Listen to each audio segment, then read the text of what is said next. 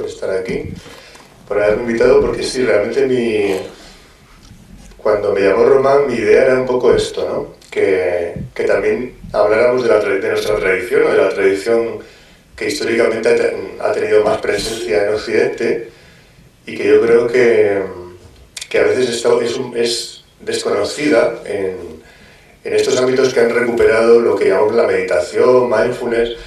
El término que en Occidente tradicionalmente se ha utilizado es el de contemplación, pero bueno, hoy en día yo creo que son como términos similares, y me parece que es una pena que teniendo una gran riqueza en este campo, que es verdad que también ha ido perdiendo fuerza durante un tiempo, pues es una pena que no la recuperemos. En la Iglesia Católica yo creo que es importante como señalar que se produce siempre ha habido, por supuesto, una tradición contemplativa, y aquí en España tenemos una tradición contemplativa muy fuerte, podríamos hablar de los franciscanos espirituales y sobre todo de Santa Teresa, San Juan de la Cruz, que son como, regalos que tenemos en nuestra cultura, que para un hispanohablante creo que el conocerlos es una, no diría una obligación, pero es como un regalo que es una pena que no se tome, ¿no? El conocerlos y el beber de esas fuentes, ¿no? Entonces, mi idea era un poco presentaros algunas cosas, porque evidentemente ni tengo yo los suficientes conocimientos, ni en una hora pues vamos a ver, pero sí al menos que quede como esa pequeña señalización de los caminos contemplativos del cristianismo y que han tenido esa vigencia en Occidente, y que cada una o que cada uno pues tome lo que considere que le puede servir, ¿no? Porque como siempre muchas cosas serán cuestionables, a veces los lenguajes hay que hacer unas traducciones que permitan que se les entienda, porque realmente al final estamos hablando también de una cultura diferente, porque a veces proviene de una etapa pues anterior, que si no se traduce, si no se hace una hermenéutica, una interpretación, pues a veces se puede malinterpretar, ¿vale? Entonces a mí me gustaría primero esto, como tomar conciencia de que la meditación, la contemplación, que ya digo, es como el término más tradicional en nuestro lenguaje, en realidad es una práctica que forma parte de un conjunto, está en un contexto que sería el de las tradiciones espirituales.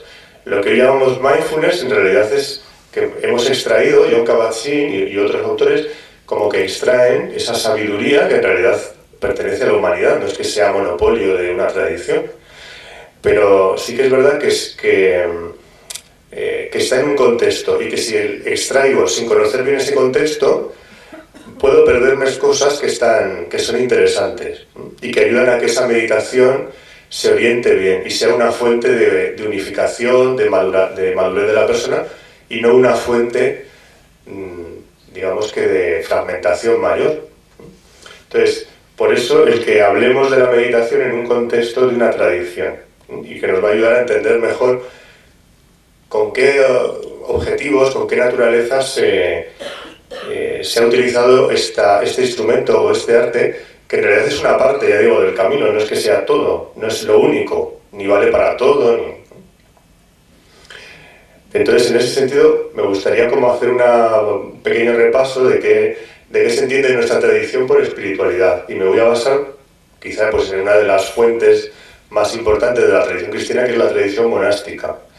Entonces, en este sentido, podríamos decir que la espiritualidad en un lenguaje monástico cristiano, pero que es análogo a muchas otras tradiciones, sería un camino que busca la unificación. Eso es lo que quiere decir monje, el que busca la unidad, el que busca la unificación. Hoy en día hay todo digamos, una reflexión en torno al monacato. ¿Qué es el monacato? Si el monacato es una institución, y por tanto monjes solo son los que están en esa institución, o el monacato es una invariante antropológica, es un arquetipo, es algo que está en todos nosotros. Y en general hoy, sobre todo a raíz de la obra de Raymond Panikar, se admite que en realidad el monacato es un arquetipo que todos llevamos dentro, esa invariante que nos lleva a buscar la unidad. Eso sería nuestro arquetipo monástico. Por lo tanto, la sabiduría monástica al margen de ser una sabiduría que pertenece a unas instituciones, nos puede aportar cosas a los demás. Nos puede aportar cosas a todos, porque todos de alguna manera tenemos una dimensión monástica dentro de nosotros. Entonces, este sería el lenguaje, si queréis, que nos ayude a entender qué es eso de espiritualidad, que a veces se ha entendido como una especie de, no sé, algo muy dualista, muy lo opuesto a lo material. En realidad ya digo que el término, la idea tradicional es un camino de unidad, un camino de unificación, donde la pluralidad no queda anulada por la unidad, y a la vez la pluralidad no se fragmenta, sino que permanece en comunión, en conexión. Esa sería la visión del no dualismo cristiano. Por eso proponía que lo llamáramos, siguiendo a Victorino Pérez Prieto, que es un teólogo discípulo de Pánica, que había que hablar de un no dualismo relacional al hablar del modelo de no dualismo cristiano, que luego daremos alguna pincelada. Por lo tanto, la espiritualidad parte de esa idea, que nos sentimos, nos vivimos, aunque en lo profundo estemos unificados, en ese lugar profundo, que en el cristianismo diríamos, donde somos imagen y semejanza de Dios. Si queréis establecemos como un paralelismo, una analogía con el budismo, sería el lugar de la naturaleza original, que diría en el Zen, donde estamos unidos. Pero es verdad que nuestra vivencia es una vivencia fragmentada, y la fragmentación genera angustia, genera una sensación de angustia. El camino, los que lo han ido experimentado dicen que en la medida que te vas unificando, vas teniendo una experiencia de conexión, de comunión. En el lenguaje tradicional es de comunión, y que se suele experimentar a nivel humano como una experiencia de paz, de crecimiento en libertad, de crecimiento en amor o de crecimiento en sabiduría. Cada uno lo va a expresar según sus sensibilidades, ¿no? Pero va a tener ese sabor. Porque nos quedemos por algunos términos, lo que os vais a encontrar cuando se habla de espiritualidad es que muchos hablan en el cristianismo de vida en el espíritu, o vida según el espíritu. Bueno, pues el lenguaje cristiano tradicional en realidad hace como referencia a dos dimensiones que se viven juntas. La vida sería como esa dimensión humana, y el espíritu, si queréis, esa dimensión del misterio. Por la espiritualidad es unir esas dos dimensiones, vivir unificadamente esas dos dimensiones. Y en el cristianismo utiliza un término tradicional que es hacer que tu voluntad se haga común con la voluntad de la realidad profunda, que los cristianos le llamamos Dios o misterio, lo más profundo de la realidad. De alguna manera te unificas, pero no se habla de una unificación, podríamos decir, ontológica en términos filosóficos. Por eso se habla de las voluntades se unen, y a la vez hay una existencia que no está separada, pero que está diferenciada. Es como, ya veréis que el símbolo en el cristianismo de la no dualidad es la Trinidad, es el símbolo de que la realidad es una y plural. Entonces, a la vez que estamos unidos, a la vez somos plenamente nosotros o nosotras mismas. No se produce una fusión indiferenciada, pero tampoco hay separación. Entonces, distinguir no es separar. Sería un poco este matiz. Y por otro lado, es un camino donde junto al esfuerzo, donde el caminante, su libertad participa y su responsabilidad, su esfuerzo, pero también al final experimenta que el misterio es activo, que la realidad es activa en este proceso de unificación. Y eso le llamaríamos la gracia, ¿no? Esa realidad, ese misterio que es activo conmigo, respetando absolutamente esa libertad, y por lo tanto es un proceso unificado de libertad y gracia. Y las dos cosas hay que mantenerlas. Por eso, aquí os pongo esa frase de Bernardo, ¿no? Él dice, consentir es salvarse. Consentir se refiere a aceptar. Aceptar la realidad es sanarse. En latín, salvación y salus es salud y salvación. Entonces, como el principio del camino es como, al final el camino es aceptar la realidad, vivir en la realidad. No es volarse a un mundo espiritual subjetivo, sino es poner los pies en la tierra y ver la realidad en toda su pluralidad de dimensiones, pero vivir en la realidad. Y por lo tanto el primer paso es aceptar la realidad, aceptar lo que hay, aunque luego haya que cambiarlo. Pero primero me pongo como en ese lugar central, que es este consentimiento, consentir a la realidad. Vale. Ahí os dejo algunas palabras que os vais a encontrar en la tradición patrística cristiana, de la que el monacato es heredera y que recorre toda la tradición cristiana, y es en el lenguaje cristiano. La vía de la meditación es una vía que en cierta manera hay que ponerla en el ámbito del autoconocimiento. Es un camino de autoconocimiento, y que en estas tradiciones el conocimiento de sí te lleva al conocimiento de toda la realidad, al conocimiento de Dios. Y el conocimiento de esa realidad profunda también te lleva al conocimiento de ti. Hay un íntimo diálogo entre esas dos realidades que no están separadas. Entonces, en el cristianismo se ha utilizado este juego, que es el de la imagen y la semejanza. Es como que el ser humano, en su naturaleza profunda, es imagen y semejanza de Dios, y por tanto su naturaleza se describe como una naturaleza de sabiduría, de libertad, de amor. Pero ahora mismo se vive como que ha perdido lo que se llamaría su semejanza. Es decir, mantiene su libertad, pero se ha fragmentado. Y por tanto este proceso de unificarse va a ser un proceso de recuperar la semejanza. Y por tanto de ir descubriendo quién eres en profundidad y contactando con esa naturaleza profunda que te habita, y ahí te va a ir abriendo a la realidad, vas a ir conociendo la realidad. San Bernardo, o la tradición monástica, va a describir un poco así, como siempre, todo esto es relativo, o sea, esto es una dimensión, luego hay otras, no estamos completamente... cuando dice, y la libertad está esclavizada, pues no estamos completamente esclavizados. La tradición cristiana y las tradiciones en general aceptan una libertad que a veces está muy condicionada, pero que en lo profundo, si conectas con lo profundo, esa libertad se puede vivir. Pero la experiencia cotidiana es que hay una cierta esclavitud de la libertad, una cierta dificultad para vivir en tu verdad profunda.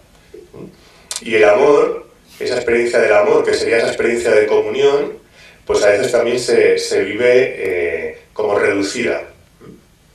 Bueno, pues para él eso lo describe con términos un poco metafóricos, ¿no? Hemos perdido nuestra forma original y estamos deformados. Y cuando no estamos como en nuestro ser profundo, en nuestra verdad profunda, tendemos a la curiositas, dice el latín. Curiositas no quiere decir tanto curiosidad como superficialidad. La curiosidad es la superficialidad que te va vaciando, pero no en el sentido profundo de ese término, sino en un sentido negativo. Te va alejando de tu centro. Y ese amor reducido te va como eso, encerrando. Como decía Platón, el ánima curva. El ánima está curva, está envuelta en ella misma.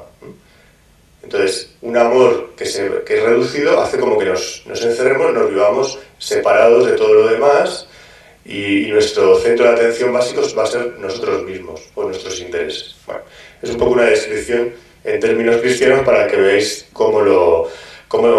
estos términos cómo se emplean. Y como veis, lo que nos propone el camino es, a través del conocimiento de ti mismo, un conocimiento humilde de ti mismo, y humilde no quiere decir que malo soy, que tonto soy, sino intentar vivir en la verdad. No es que uno sepa quién es la verdad, pero cada uno tiene que ir descubriendo su verdad, y esa verdad supone que tienes dones y tienes límites, y que puedas vivir y aceptar y honrar tus límites, y también aceptar y honrar tus dones. Eso sería la humildad, vivir en la verdad, como dice Santa Teresa. Bueno, pues ir conociéndonos nos va a ir llevando también a ir conociendo la realidad global.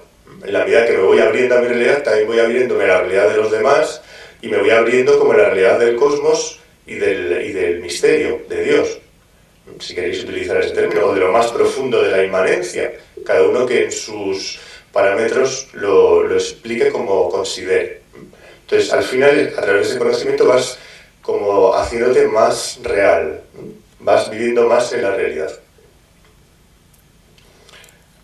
Para que tengáis ahí pues algunas referencias, esto es muy agustiniano, toda esta idea de entender el camino espiritual como un camino de autoconocimiento que te va abriendo al conocimiento de los demás, al conocimiento de Dios o de toda la realidad. San Agustín, por ejemplo, lo expresa en esa frase, ¿no? Que me conozca y te conoceré, dirigida al misterio. En la medida que me voy conociendo, te conozco. O Santa Teresa, esta frase que recoge, ya yo creo que la recoge es una frase que se utilizaba en las canciones de amor populares, pero la utiliza para su relación con el misterio. Y siente como que el misterio le dice, alma sería persona, en este caso, persona, ¿no? Tú, buscarte has en mí y a mí buscarme has en ti. Hay ese diálogo siempre, en ese proceso de autoconocerme, voy también abriéndome a la realidad. Bueno, pues simplemente que tuviéramos ese pequeño lenguaje, porque os lo vais a encontrar si accedéis a la tradición contemplativa cristiana, pues que tengáis como esas nociones que os pueden ayudar a ir entendiendo a qué se refiere esos términos. Y aquí me gustaría como que hiciéramos un pequeño repaso de lo que sería la mistagogía o la pedagogía hacia el misterio del camino cristiano, que tiene analogías con muchos otros caminos.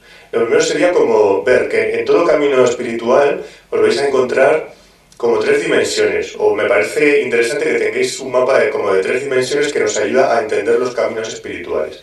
Una dimensión que podría ser doctrinal, que os la vais a encontrar en el budismo, en el hinduismo, y en realidad podríamos traducir como la doctrina, ¿qué es? Pues en realidad es un mapa del camino. Las doctrinas se elaboran a través de la experiencia, de esa experiencia de unificación, que luego se expresa en una cultura y va generando una tradición. Y en el fondo lo que busca la doctrina es que tú la reavivas en ti, que tú vuelvas a vivir esa experiencia con tus peculiaridades personales, pero que la hagas de nuevo, la encarnes de nuevo en ti. Entonces es como un mapa. A veces se ha entendido las religiones como se ha entendido y se ha transmitido así, como una especie de ideología donde uno asume una serie de creencias, y aunque es verdad que un elemento cognitivo y un elemento doctrinal, la clave no es convertirlo en una ideología, sino llevar eso a una experiencia. Pues esa dimensión doctrinal yo creo que es importante tenerla. Si nos dedicamos a meditar, yo creo que es bueno que al menos leamos mapas del camino. Si uno está en una tradición, pues sería importante que tenga una base mínima de su tradición. Y si no, pues que vaya conociendo diferentes mapas que le puedan ir ayudando, porque los mapas nos ayudan a recorrer el camino. No son el territorio, pero sí nos ayuda.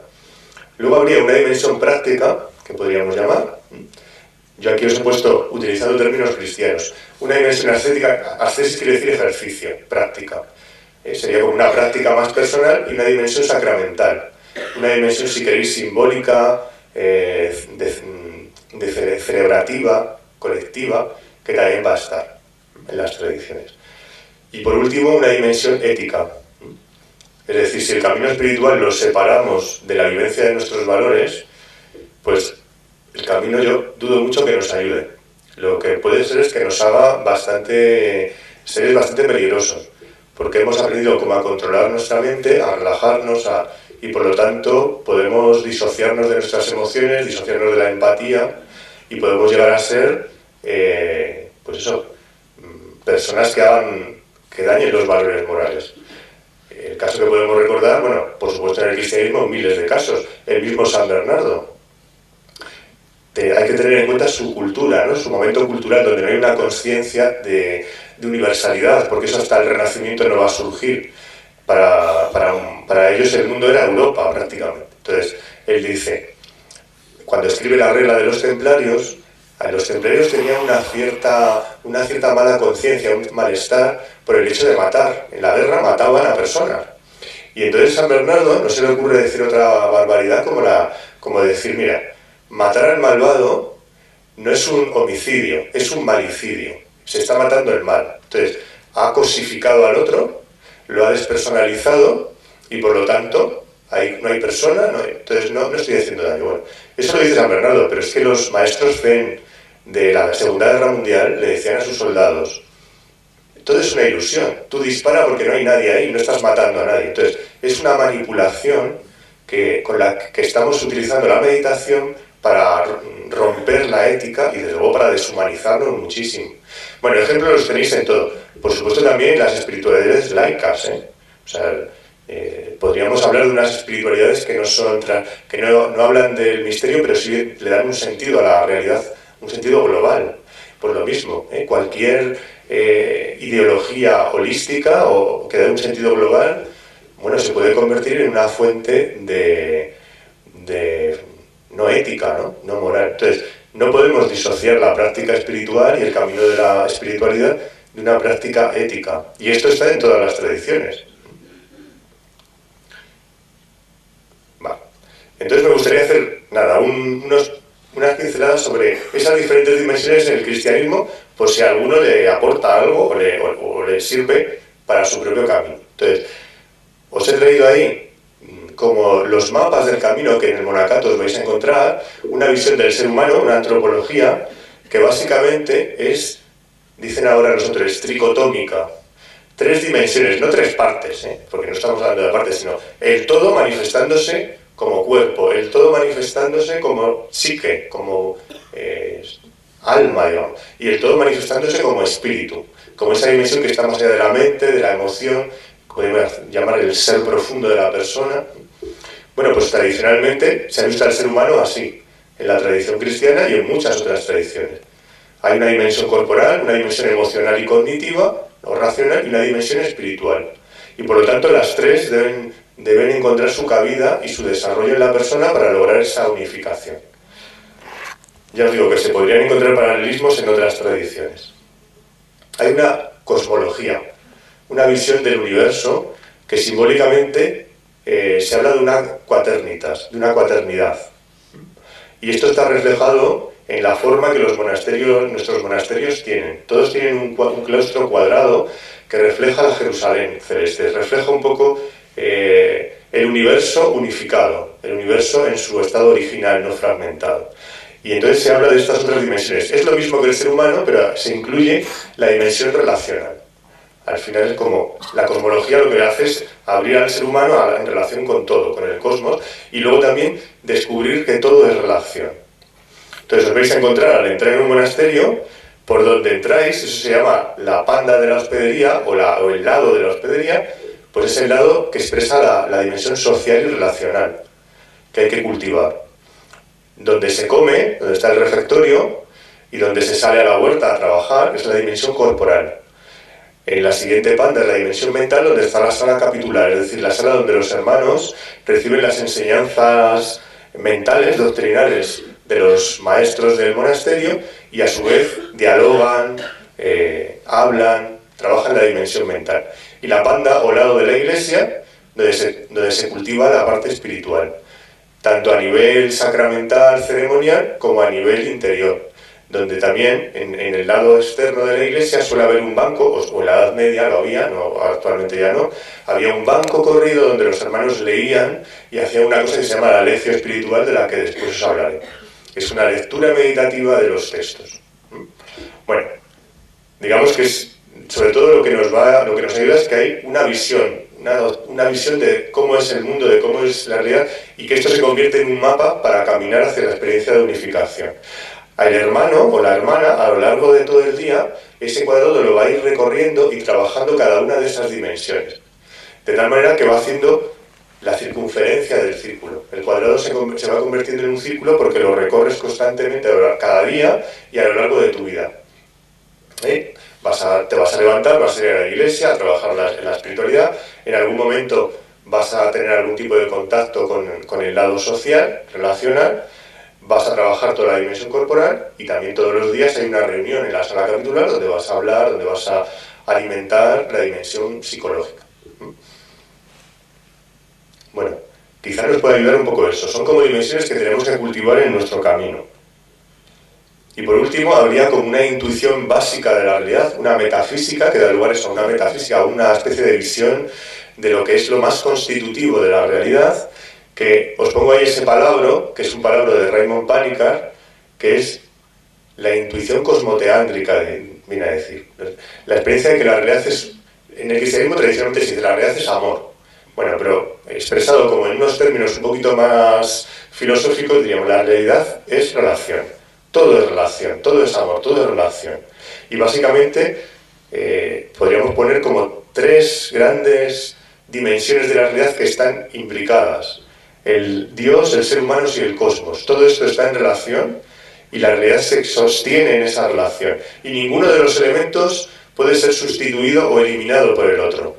todos ellos están en relación. Y eso se expresa en el cristianismo en esa icono que es el de la Trinidad. La Trinidad no es una matemática celeste, 1 más 2 más 3, ni es simplemente algo que se puede aplicar solo a Dios, sino que se aplica a toda la realidad. Toda la realidad es trinitaria, es decir, es no dual, es relacional, es relación.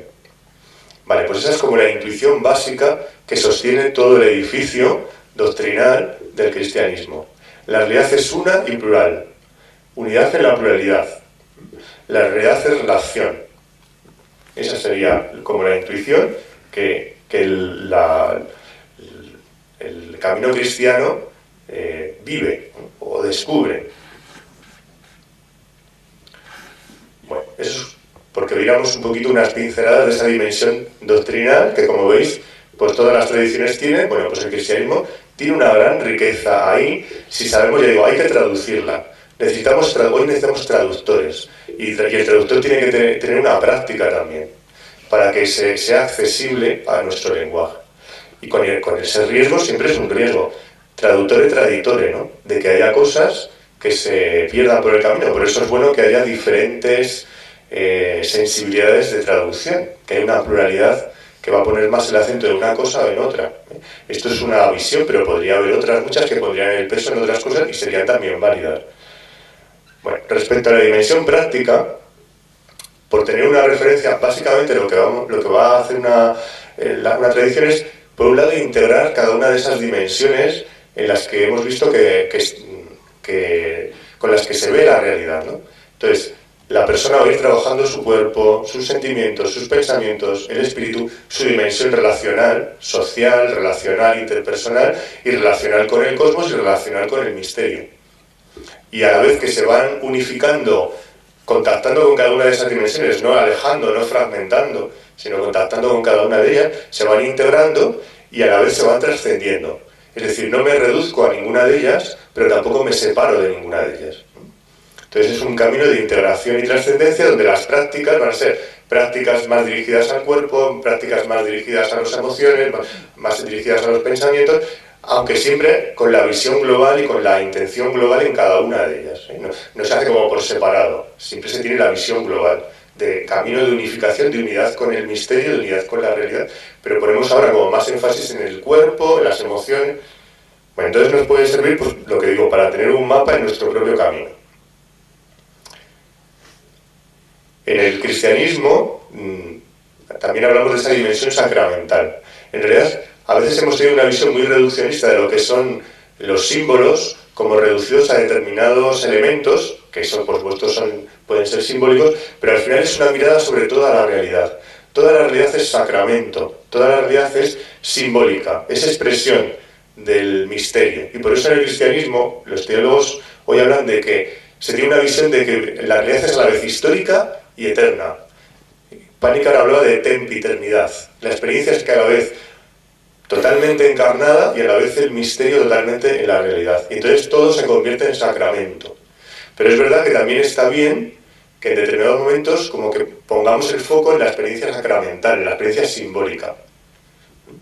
Bueno, pues que digamos que también esa dimensión sacramental es importante. En el cristianismo el sacramento por excelencia es Cristo. Cristo es el icono a través del cual los cristianos van a acceder a la Trinidad, a la experiencia de la unidad. Lo que pasa es que Cristo al final ya no es solo el Jesús histórico, que es como que por supuesto siempre está unido ahí y no se puede separar, pero al final es un Cristo, y esto es un término medieval, esto no es un término de la nueva era, es un Cristo que se hace Cristo cósmico al final, Cristo universal, pero siempre vinculado, nunca separado, también del Jesús histórico, pero que trasciende esa realidad. Entonces, a través de esa digamos que relación con Cristo, tomado como ese icono del misterio, la persona va saliendo de esa deformidad y va a ir caminando hacia esa unificación. De ahí que, pues en el cristianismo podríamos hablar de un trinitarismo cristocéntrico o algo así. A través de ese encuentro con Cristo, los místicos cristianos van a decir, vamos recuperando primero la libertad. vamos recuperando nuestra sabiduría y vamos recuperando el amor. Ya os digo, para el cristianismo esos son como los 3 sabores de la naturaleza original o del lugar donde somos imagen y semejanza, de nuestro yo más profundo, de nuestra persona. Esas serían como los 3 sabores. Y en el monacato se utilizan estos términos, que hay que traducir, porque si no se han utilizado tan mal y se han utilizado para justificar tantas cosas que a veces nos generan rechazo. Entonces, ellos dicen, virtudes a cultivar: la obediencia, la humildad, el amor. La obediencia no quiere decir la sumisión, no tiene nada que ver con la sumisión. O audire, escuchar lo que está delante mío. En la medida que voy escuchando, y esto nos va a recordar mucho lo que es la meditación, es decir, es una escucha o una atención amorosa, amable a la realidad, a mí mismo y a la realidad, va creciendo mi libertad, en el sentido de que va emergiendo mi ser real. Porque aquí hablamos de una libertad que es más que capacidad de elegir, que es una dimensión. Es la libertad de vivir siendo quien eres, en conexión con lo que eres. En la medida que vas escuchando, y ahí por tanto la práctica de la meditación tiene un elemento fundamental, que es practicar la escucha en todo momento. Escuchar la realidad y escucharme a mí mismo. No, sin perderme en esa escucha y sin separarme de la realidad. La sabiduría, yo les digo, es crecer en la humildad, es decir, es crecer en vivir en tu verdad. A ir creciendo en lo que tú consideres tu verdad, en irte conociendo. Y en la práctica del amor, por lo que os decía, es la experiencia de comunión, de conexión con todo y con todas, sin dejar de ser quien eres. Con el cosmos, con el misterio, con las hermanas y los hermanos, contigo mismo y todas tus dimensiones, sin perder quién eres. Bueno. Y por último, podéis encontrar unos términos como es el de memoria Dei o presencia Dei, que sería como: nunca te separes de tu centro en el camino. A la vez que estás en contacto con todas tus dimensiones, no pierdas el contacto con tu centro. Y en ese centro es donde el camino cristiano experimenta la presencia del misterio, la conexión con el misterio. Y por eso le llama, recuerda a Dios, recuerda al misterio mientras estás caminando. A la vez que estás totalmente en la realidad, no te separes de tu centro. Y en la medida que vas practicando la memoria Dei, se va produciendo en ti casi gratuitamente la presencia Dei. Es decir, como una presencia o un misterio que te acompaña. Cada uno lo experimentará de diversas maneras. Y a la vez, por lo tanto, lo que era antes, primero como un esfuerzo, después se va convirtiendo como en algo que se produce, y aunque tú no quieras. Recuerdo una persona que venía a los talleres de meditación y que era una persona atea. Entonces, pero eso no quiere decir que no tuviera su espiritualidad. Pero no quería tener una espiritualidad, podríamos decir, teísta. Y me expresaba que se sentía muy incómodo porque sentía como una presencia en su corazón, o una presencia que le acompañaba, y le resultaba muy incómodo porque además iba en contra de su voluntad. Bueno, pues esto a veces se produce. Y en el camino cristiano es muy habitual que las experiencias tengan que ver con esto. Cada camino tiene como sus peculiaridades. Bueno, aquí os ponía esto de que para Cristo, sobre todo para Pánica, es ese símbolo de toda la realidad, ese símbolo de la experiencia de comunión, de la realidad. El cristianismo lo simboliza en Cristo o lo ve en Cristo. Y otras mediaciones, decíamos, Cristo es el sacramento original, es la esencia, ¿no? Pero también, como en todas las tradiciones, hay otras mediaciones. Por supuesto, la Iglesia es, en general, la vida de la comunidad. Esto valdría para la sangha en el budismo, la umma del islam.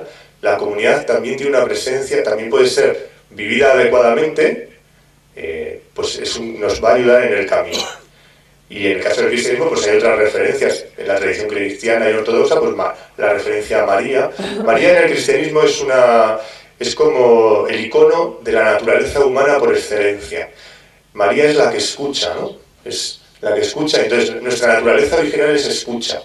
Es pura escucha, pura apertura a la realidad. Bueno, pues María, por tanto, el mirar a María, el relacionarte con ella, el que sea esa relación con ella, nos va haciendo como crecer en humanidad. Y luego hay como figuras, Santa Teresa recomendaba mucho a San José, pero eso lo he metido ahí, pero puede ser figuras de personas que para ti representen la unificación, ¿no? O personas reales, que los llamo ahí amigas o amigos de Dios, que en el camino me acompañan. me van acompañando, con los que voy confrontando mi camino, que me van a ir ayudando. Una de las prácticas que en el cristianismo, sobre todo medieval, luego se fue perdiendo un poco, se recomendaba mucho, era la amistad espiritual. Es decir, el caminar con otra persona con la que compartes una serie de valores que te permiten irte, no sé, sintiendo con ella con una gran libertad, una gran espontaneidad para contarle tu vivencia y que ella a su vez te cuente la suya.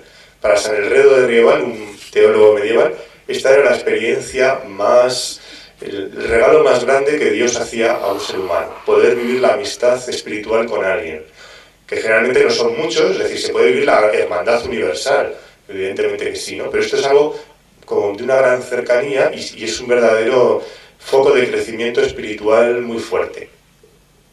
Bueno, son referencias por si nos pueden dar ideas.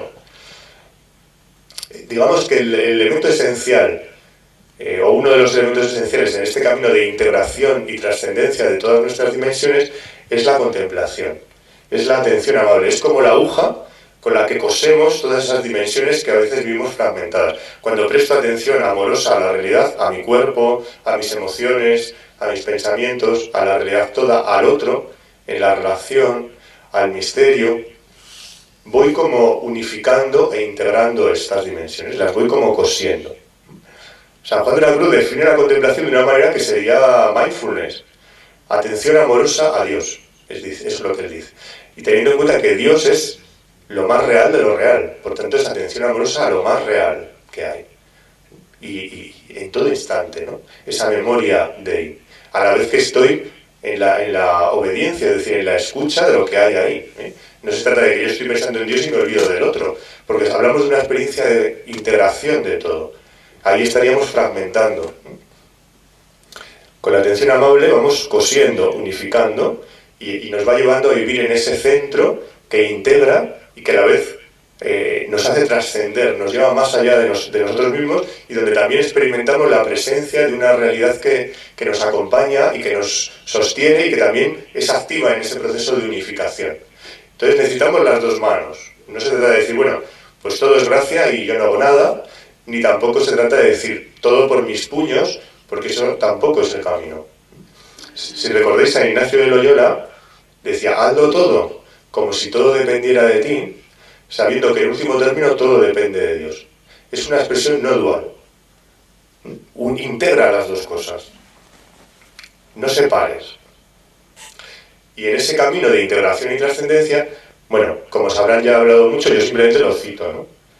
Tenemos que tener cuidado, porque la espiritualidad, por ser algo, desde mi punto de vista, muy valioso, y es lo que nos va haciendo verdaderamente humanizando y haciendo libres y viviendo nuestra realidad más profunda, como seres humanos, por ser también muy valiosa, es también peligrosa. Y todos tenemos, bueno, ejemplos en la historia tenemos miles. Cada uno de vosotros podéis poner miles, ¿no? Pero que lo recordemos, porque a veces ahora como que pasa como con todo. Cuando uno conoce algo nuevo, en un primer momento puede que lo rechace. A veces pasamos por ese proceso de negación, de rechazo.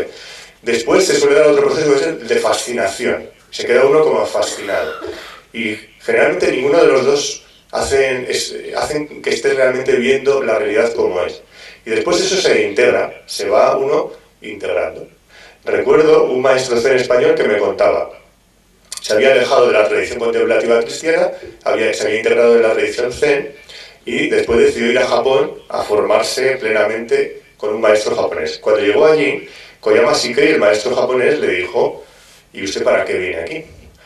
Y él le dijo, pues mire, yo llevo como 10, 11 años con una práctica muy intensa del zen y quiero conocer a los maestros, he venido a la fuente, que es aquí en Japón. Y le dice, pero si usted tiene grandes maestros en Occidente. Él pensaba que se refería a los maestros de zen occidentales. Le dijo, mira, yo conozco casi todos, o sea, he recorrido Europa, me he hecho con casi todos retiros.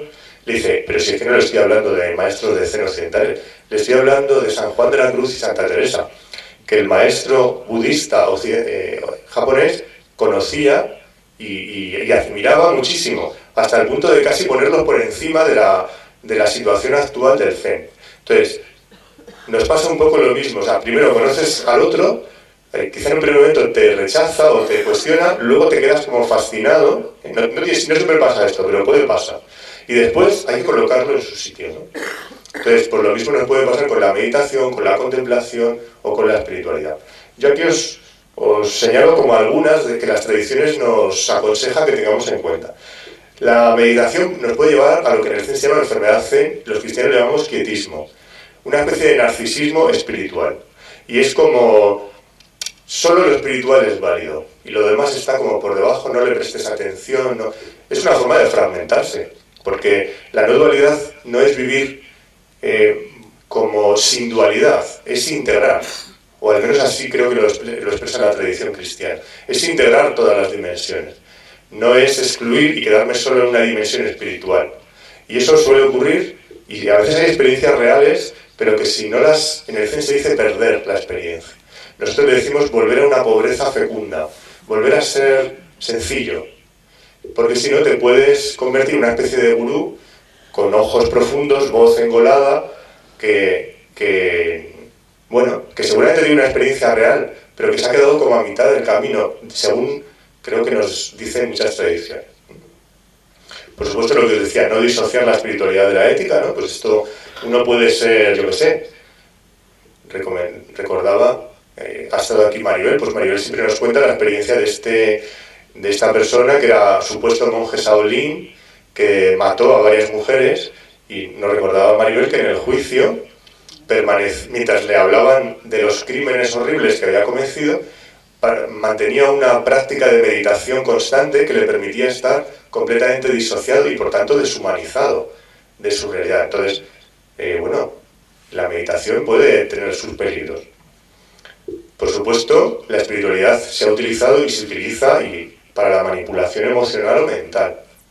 Entonces tenemos que tener cuidado. Nos puede llevar al fanatismo, al integrismo. Es muy habitual también que tendamos a negar nuestras dimensiones emocionales o mentales, porque como que al final hago un bypass espiritual, ¿no? Es decir, me voy, hago un salto y en vez de integrar todas esas dimensiones las desprecio y me voy a una supuesta dimensión espiritual. Y ahora, hoy en día, bueno, siempre ha estado, pero yo creo que hoy en día es como muy notable en la sociedad en la que vivimos, pues que la espiritualidad se convierte en un producto de comercio, de marketing, de banalización, se superficializa, pues que también tengamos en cuenta esos peligros. Y aquí os pongo, tal y como las describe el monacato, no están muy ordenados, porque los monjes antiguos no eran muy ordenados, no eran sistemáticos, pero básicamente me gustaría que os quedarais con esa idea. Son prácticas que trabajan el cuerpo, las emociones, los pensamientos, o la pura contemplación, la escucha profunda desde el espíritu. Prácticas que son tradicionales en la tradición cristiana, esto que decía la lección divina, es decir, una lectura meditativa de las escrituras o de los mapas del camino y de las experiencias de los místicos, también de la tradición, pero una lectura desde el corazón, no una lectura discriminativa, aunque puede haber un momento de reflexión, pero luego lo que haces es una rumia, ese es el término tradicional, en tu corazón, dejando que eso se decante, se vaya haciendo carne en ti. La oración, el estudio, es importante formar la mente. Uno de los elementos fundamentales es aprender a discernir, y para eso necesitamos tener nuestra mente bien formada, para poder salir de ideas erróneas, de pensamientos irracionales, de mecanismos erróneos de formas de pensar. Esto los monjes antiguos lo tenían muy claro, luego hablaremos de los famosos logismoi, pero nadie, en una tradición nadie empieza a meditar. Tradicionalmente nadie, tú llegas de novicio y tú no empiezas a meditar. ¡Hala! Medite usted. Porque primero hay que ver si la persona está construida. Y primero convive con los demás. A ver si hay unas mínimas habilidades emocionales, sociales. Convívese uno más, libremente, sin ningún compromiso. Y después, vete formando. Entonces, toda tradición budista, etc., hay una formación filosófica. Hay una formación en el pensamiento correcto. No se mete a una persona a meditar cuando a lo mejor no hay una estructura y no hay una capacidad para discernir, porque entonces le podemos armar una empanada mental tremenda. Y después se va uno introduciendo, puede ser simultáneo, lo quiero decir, pero siempre como que no se olvida ninguna de esas dimensiones. Y generalmente al comienzo se da más peso a ir viendo, a ir formando la persona para luego que la persona se vaya realizando y trascendiendo. Y otros elementos que vais a encontrar, pues eso, se utiliza la práctica del silencio, sobre todo el silencio se escucha. Es una actitud más que una ausencia de palabras, aunque también. O sea, es bueno, generalmente las personas a medida que se van unificando, yendo a su centro, van teniendo también como necesidad de un espacio de silencio, cada uno según su sensibilidad. Pero ya digo que sobre todo es escucha, es decir, que yo puedo estar hablando y transmitiendo silencio, que sería como acogida del otro, no juicio, comunión. Y puedo estar en silencio y que mi silencio sea un grito de crítica o un grito de exclusión del otro. Entonces, no es tanto el puro silencio material, que también, sino qué actitud hay debajo o qué experiencia. Y otras prácticas, pues más dirigidas al cuerpo, pues practicar algo de ayuno cada cierto tiempo, o levantarse a meditar antes de que salga el sol. Es una experiencia de que suele ayudar mucho en el proceso. Bueno, los monjes utilizaban la oración vocal, la recitación, hay gente que eso le ayuda, y un trabajo corporal.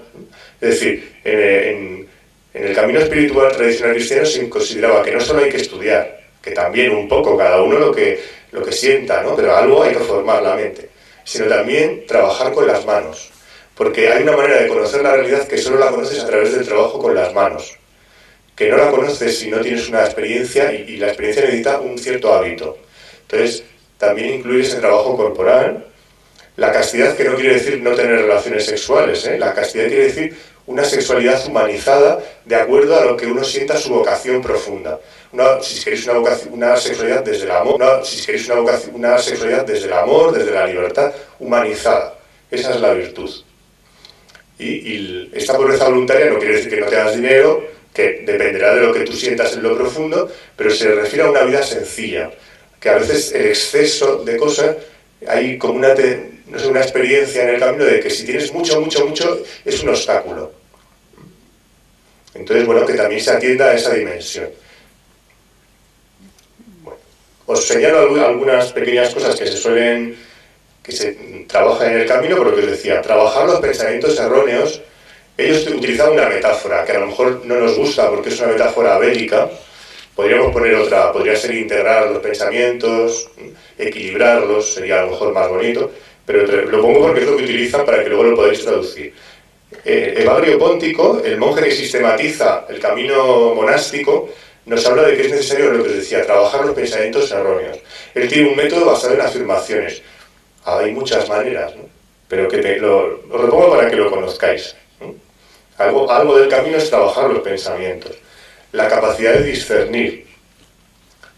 Discernir entre lo que uno sienta que es lo que la vida le pide y lo que le lleva a la realidad y lo que le lleva a una vida fuera de su verdadera naturaleza, de su verdadera imagen y semejanza.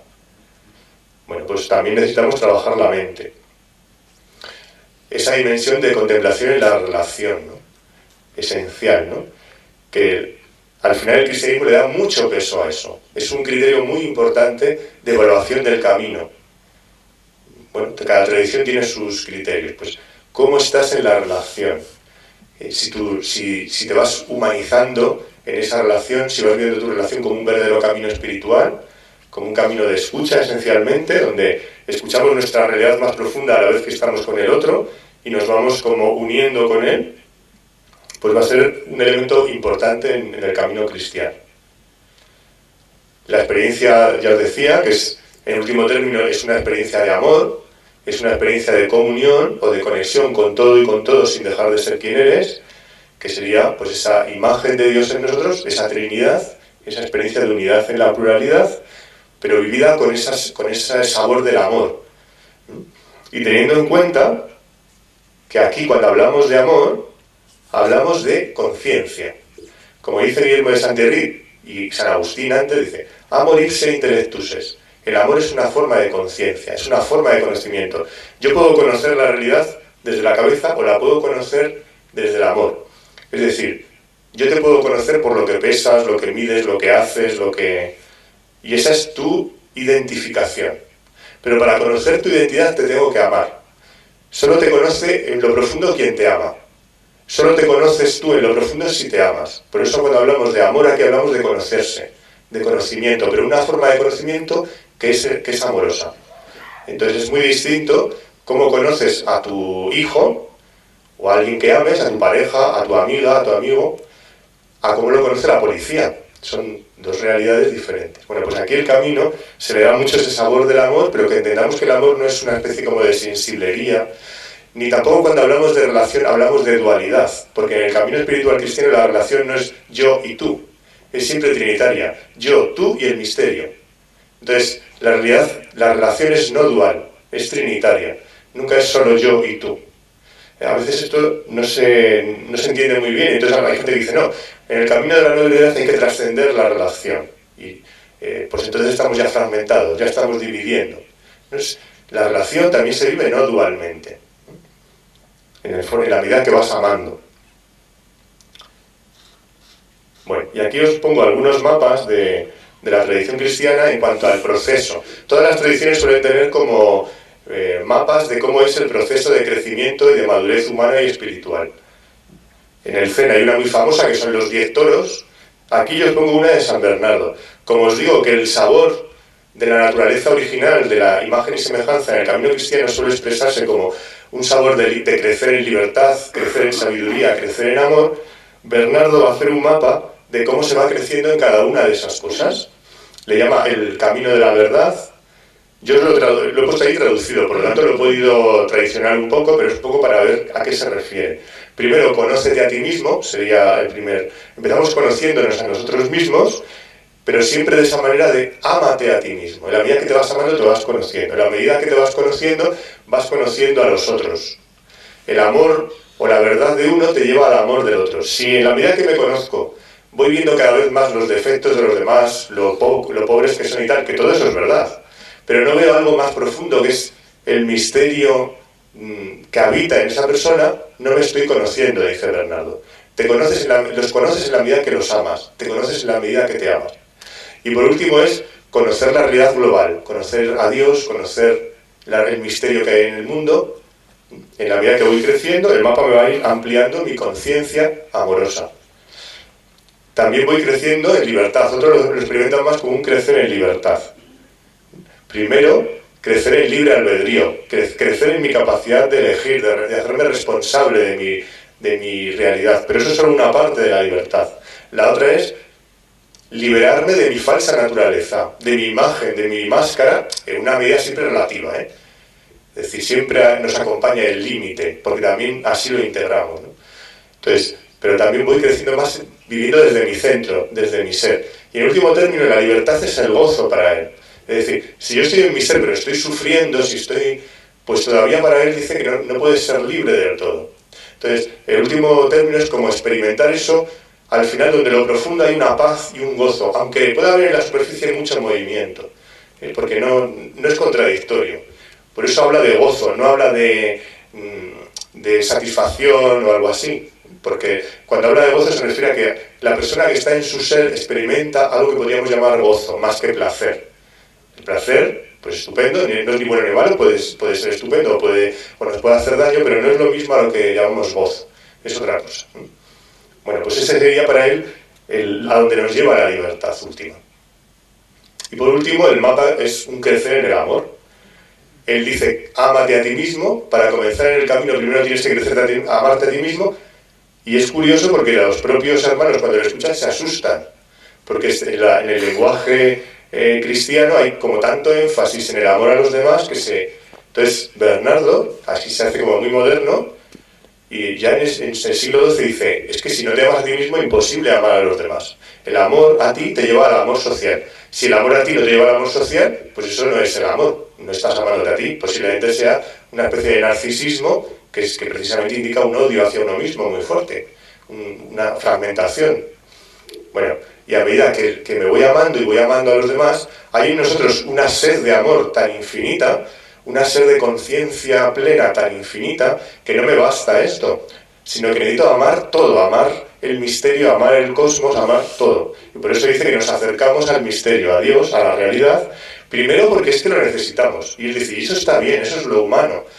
Primero me sale esa necesidad muchas veces a través de crisis o de sensación de insatisfacción.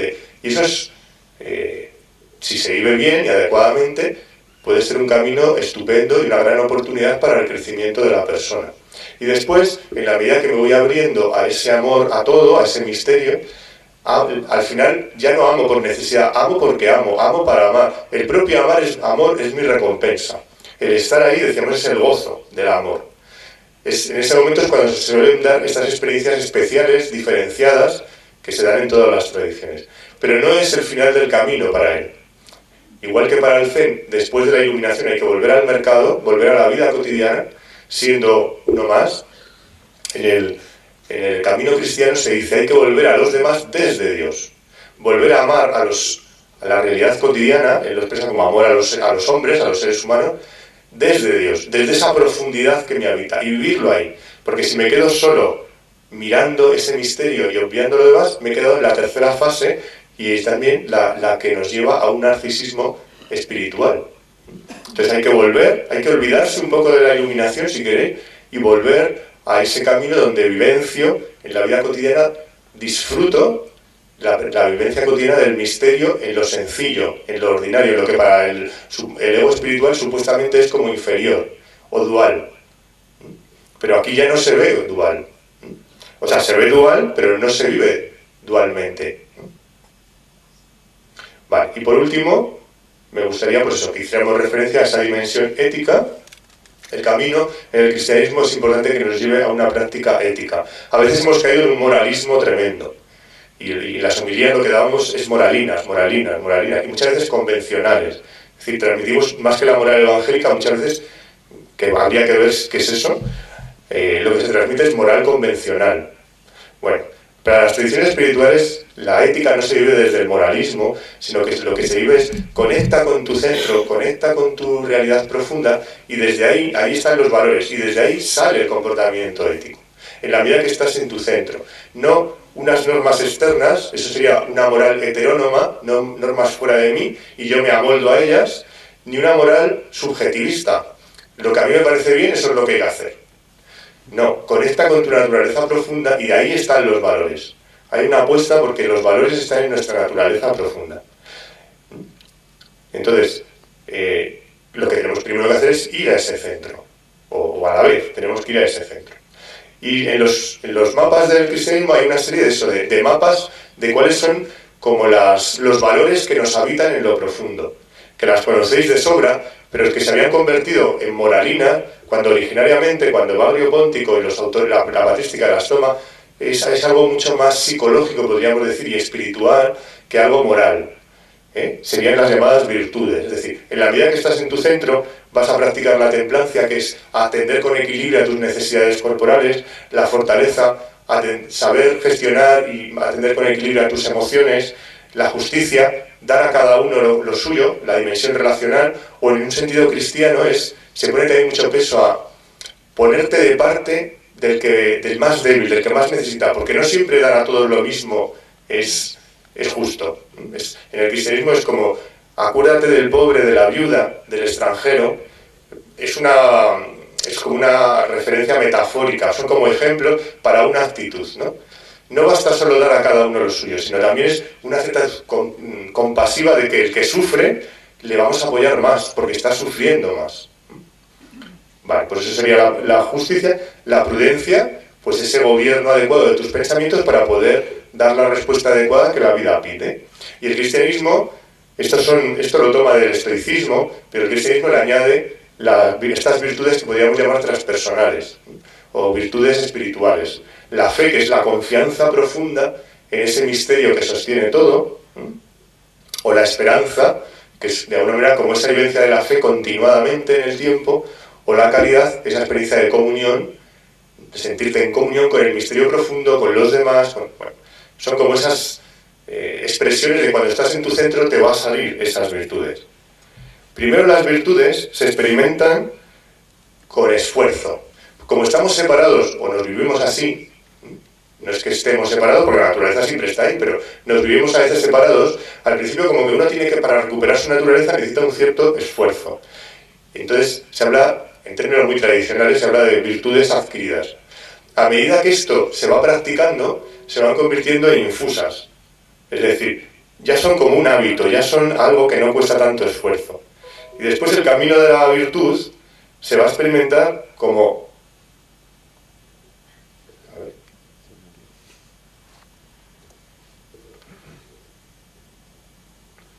Bueno, ahora se nos ha bloqueado aquí. Ahora. Se va a experimentar como un don.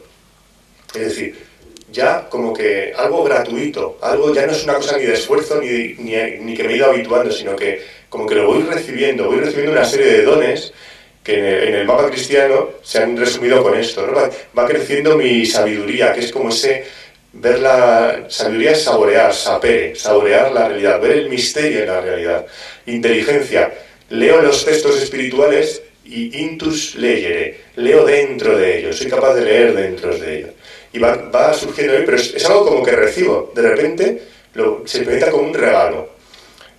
Bueno, diferentes dones que se han puesto ahí, pues este último de piedad y temor de Dios, a lo mejor es difícil de entender, piedad se refiere a esa actitud de poder estar en conexión y a la vez respetar los límites. Es decir, ni te invado, ni me separo de ti. Adquiero esa capacidad y eso es algo como que me va surgiendo espontáneamente. Y por último, al final, es una experiencia de co-creación. No solo es algo que yo pasa por mí y lo recibo, sino que al final mi libertad y el misterio actuamos juntos. Y de tal manera que también yo participo y aporto lo que yo tengo que aportar. Y en ese estado co-creador con el misterio, de yo y el misterio, y las dos cosas unidas a la vez, de una manera misteriosa, la persona va viviendo estos frutos de paz, de gozo, de bondad, de todos estos frutos que la longanimidad se refiere a perseverar en el camino, una actitud de que poco a poco voy perseverando en este camino de unificación pese a las dificultades. Bueno, pues se va viviendo ya como un fruto, ya no es solo un don, sino un fruto. Bueno, y aquí, como decía, el final del camino va a ser volver a la vida cotidiana, que en el lenguaje monástico es la pobreza fecunda. Al final hay que perder la iluminación para volver a la vida cotidiana y ver esa vida desde el misterio. Y esto va a ser un criterio importante de evaluación. Si nos hemos ido haciendo sencillos, siendo lo que somos, por tanto se van a ver nuestros límites. Y eso no se ve, bueno, eso a nadie le gusta que quizás degenera, pero se ve un poco que esos límites en el fondo son ventanas de luz. Es decir, el que los seres humanos no nos adaptemos plenamente a esta realidad es porque de alguna manera, además de estar en esta realidad, tenemos una capacidad de trascender todo esto. Y se va a ver en que nunca terminamos de adaptarnos del todo a esta realidad. Esta realidad es estupenda y hay que vivirla, hay que integrarla y a la vez la trascendemos. Y por eso, al final todos estamos un poquito desequilibrados, de una manera o de otra, ¿no? Unos estamos más que otros, pero un poco. Pero eso, en el fondo, bien vivido, por supuesto puede ser una fragmentación y una cosa que no tiene, pero integrado, son como nuestras limitaciones, son fuentes de luz, que hacen ver que hay un misterio que nos trasciende. Entonces no te quedas en la luna, o en el dedo, perdón, que señala la luna, sino que vas al misterio. Porque ningún ser termina de saciarte plenamente, a la vez que no lo reduces a una cosa, sino que él, en su unicidad y en su verdad única como persona, es infinito, es inefable como lo es el misterio. Entonces integramos esas dos dimensiones. Bueno, pues lo que en el cristianismo se llama la pobreza fecunda. Vale. Y aquí, pues, algunas características que suele dar a la persona que va avanzando. Ya digo, siempre relativamente, nunca las grandes palabras que nos frustran mucho. O sea, esto es un camino, es un proceso y siempre nos acompaña el límite en este proceso. Pero se va creciendo pues en ese estado de gozo, de paz, de acción de gracias, de amor. Se aceptan los límites y se llegan a honrar, se le da un sentido al sufrimiento, a la muerte, cada uno va a ir encontrando, por lo tanto se va a ir integrando. Y a la vez va surgiendo, en la medida que estás en tu centro, en el centro reside la justicia, reside la solidaridad. Va a haber un compromiso, cada uno como sienta que sea su vocación, un compromiso con el sufrimiento del mundo, con la solidaridad. Bueno, y aquí os dejo esta frase de Merton. Este es un monje cisterciense que os recomiendo que leáis si os gusta esta vía, porque es muy recomendable. Y él de alguna manera expresa en un libro bueno, donde recrea como la relación entre Jonás y Dios, expresa con esta vivencia del cristianismo, que al final la realidad es amor, es misericordia en la misericordia dentro de la misericordia. Es como que Dios le dice esto: siempre he cubierto a Jonás, Jonás podría ser cualquiera de nosotros, con mi sombra de misericordia, no conozco la crueldad. Soy misericordia en la misericordia dentro de la misericordia. O lo que dice San Bernardo, la experiencia es la experiencia del amor, y el amor basta por sí solo, satisface por sí solo, amo porque amo, amo para amar. Le preguntaron, ¿cuál es la medida del amor? Y respondió, amar sin medida, que no quiere decir amar mucho, ¿eh? Es que no hay medida, es trascender esa idea cuantitativa. Amar desde lo que soy, ser lo que soy. Bueno, pues esto sería como el sabor último al que nos lleva, al que nos quiere llevar el camino. Lo cierro ahí porque ya me he pasado de tiempo y